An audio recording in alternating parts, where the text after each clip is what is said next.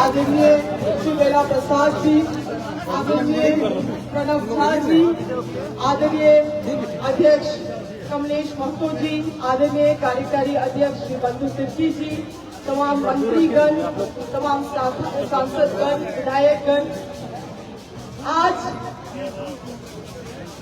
मैं आप सभी को ये बतलाना चाहती हूँ कि आदिवासी समाज सबसे अनोखा समाज है, क्योंकि इस समाज में बराबरी का बात होता है, सामूहिकता का बात होता है, एकता और भाईचारा का बात होता है, और ये सारे वही मूल्य है जिसमें संविधान आधारित है।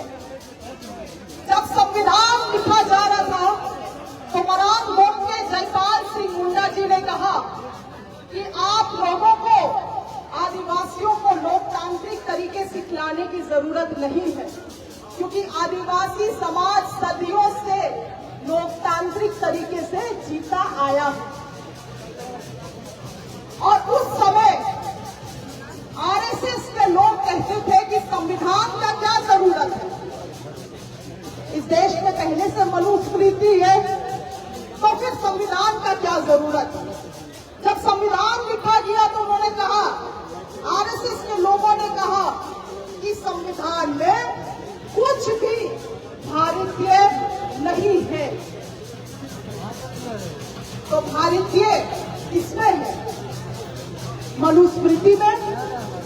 वही मनुस्मृति जो बराबरी की बात नहीं करता, जो जातिवाद का बात करता है, वही मनुस्मृति जो महिलाओं को कहता है कि महिलाओं को कोई अधिकार नहीं है, महिलाओं को कोई स्वतंत्रता नहीं है, महिलाएं एक वस्तु के समान है। वही मनुस्मृति जिसमें निचले जात के लोगों को धन अर्जित करने का अधिकार नहीं है। आदिवासी समाज को आजादी का बात करता है, सामूहिकता का बात करता है, एकता, भाईचारा, मेल, प्रेम।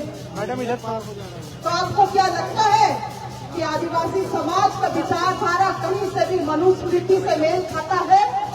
मेल खाता है? मैडम इधर थोड़ा आप बताइए, मेल खाता है? आज सबसे बड़ा खतरा है आरएसएस को, तो वो खतरा है आदिवासी विचारधारा से, क्योंकि आदिवासी समाज में कोई भी जाति प्रथा नहीं है, कोई भी जाति प्रथा नहीं। और आज यही कारण है कि अपने षड्यंत्र करके आदिवासी समाज को भी मनुवादी सोच से, मनुस्मृति विचारधारा से चलाना चाहता है आदिवासी समाज को।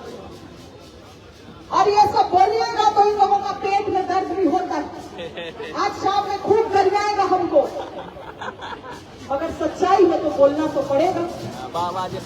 सच्चाई है तो हमको बोलना, आपको बोलना पड़ेगा। और सच्चाई से ये लोग डरते हैं, समानता से डरते हैं, इक्वालिटी से डरते हैं, और यही कारण है कि यही ताकतें थे जिसने महात्मा गांधी जी के ऊपर गोली चलाया। मैडम इधर देखिए, यही ताकत है जो आज के दिन में राहुल गांधी जी के नाम से थर-थर कांपने लगते हैं, क्योंकि समानता का बात राहुल गांधी जी करते हैं, क्योंकि उस समय महात्मा गांधी जी दलितों का भाव को खोजते थे, उनको सम्मान देते थे। आज ये समानता का व्यवस्था नहीं चाहते हैं, ये जाति व्यवस्था चाहते हैं, और इसी जाति व्यवस्था में आदिवासियों को भी खींचना चाहते हैं। मगर आदिवासी जिससे आज ये पूरा देश दुनिया सीखा, आज ये लोग बताएंगे कि आदिवासी को कौन सा धर्म में जाना चाहिए। आदिवासी खुद से तय करेगा, आदिवासी खुद से तय करेगा कि उसको सरना धर्म में जाना है, ईसाई धर्म में जाना है, बौद्ध धर्म में जाना है, क्योंकि संविधान का अनुच्छेद 25 वो अधिकार आपको और हमको देता है कि हम कौन धर्म में जाना चाहते हैं। मेरा पैदाइशी उड़ाव है, कोई कितना भी चाहले खतियान में भी दर्ज है, उसको नहीं मिटा सकता। मगर धर्म पालन करने का, अपने धर्म को स्वेच्छा से चुनने का आपका और मेरा अधिकार वो संविधान देता है, मनुस्मृति नहीं देता है। और ये लोग पूछते हैं कि तुम्हारा जात क्या है।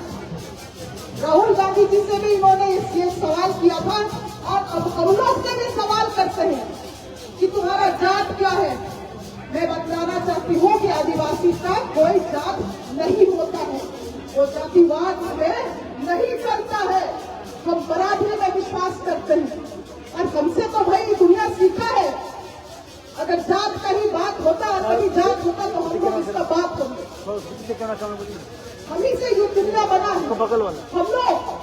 हम लोगों का बाप दादा पुरखा पूर्वज ने जंगल साफ करके इस धरती को रहने लायक बनाया और आज ये लोग हम लोगों का जात पूछते हैं तो जवाब यही है कि हमारा जात नहीं है। आदिवासी समाज बराबरी में विश्वास करता है, संवैधानिक मूल्य से चलता है और आज केंद्र सरकार को आदिवासी समाज का बात मानना होगा। सरना धर्म को 7वां कॉलम लागू करना होगा। जय झारखंड, जोहार।